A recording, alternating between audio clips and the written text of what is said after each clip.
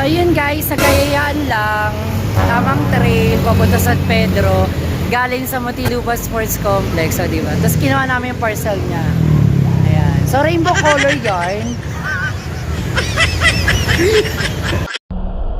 Tumambay muna kami dito sa may gasolinahan para makaiwas kami sa mga truck na nagsisiksikan sa daanan. Kaya nandito muna kami ngayon nag-stop over. Ilang sandali nga lang ay tuloy-tuloy na nga ang pagpadyak namin dyan hanggang sa makarating na nga kami sa may SM Muntinlupa. Stop over. SM Muntinlupa Center. Tcharing! So ayun guys. Change mood si Marcus. Lipat. Hindi ko alam kung saan na naman kami pupunta. Walang Joe. Malapit na kami sa boundary na ng San Pedro, Laguna. Diyos ko pa. Pag tinotoyo talaga itong isa. Ayan, ginagawa namin. At dito nga pala kami nag-shortcut sa may Tunasan papunta sa may Muntinlupa Sports Complex kasi dito yung pinakamalapit na ruta. Ayan guys, stop over. Bumili lang ng water. So ayun si Marcus. Ay, po. Oh, yarn. So ayun na nga guys, matigan na akong madapa. Shoutout nga pala sa mga taga Maynila. Pakiayos naman po yung daan kapag winasak nyo. At mukhang napadaan kami sa piyestahan.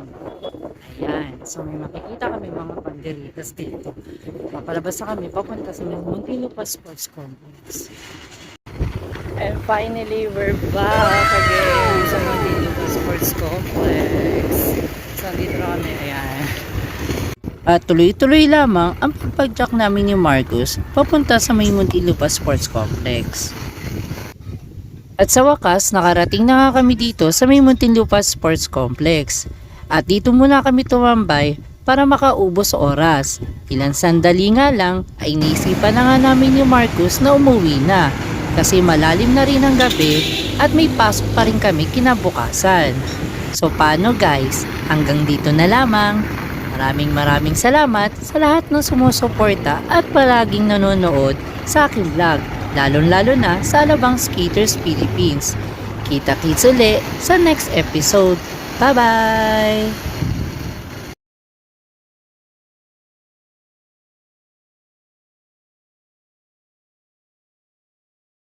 Special thanks nga pala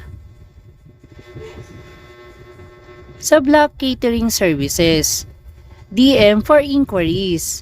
Lalong-lalo na sa Alabang Skaters PH. At pakisuportahan na lang din pala ang Dabbercats YouTube channel.